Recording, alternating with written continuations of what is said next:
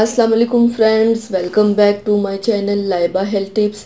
Friends, अगर आप सफ़ेद बालों की वजह से परेशान हैं या फिर वक्त से पहले ही बाल सफ़ेद हो रहे हैं तो आज मैं आपको सफ़ेद बालों के लिए कुदरती घरेलू टोटका बताऊंगी, जिसको अगर आप सोते वक्त सर पर लगा लेंगे तो आपके सफ़ेद बाल जल्द ही काले हो जाएंगे और फिर दोबारा जल्द सफ़ेद नहीं होंगे। तो चलिए शुरू करते हैं, पर इसके पहले प्लीज़ मेरे चैनल को सब्सक्राइब कर लीजिए और बेल आइकन को दबाइए एवरी लेटेस्ट ब्यूटी अपडेट को सबसे पहले पाने के लिए।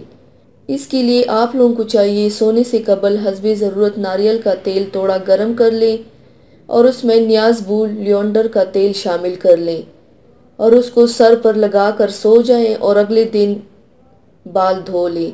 ये अमल रोज़ाना कुछ दिनों तक करें, इंशाल्लाह बाल काले होना शुरू हो जाएंगे। तो व्यूवर्स, थैंक्स फॉर वाचिंग। मेरी वीडियो को लाइक और शेयर ज़रूर कीजिएगा। मिलते हैं एक और नई वीडियो में, तब तक के लिए अल्लाह हाफिज़।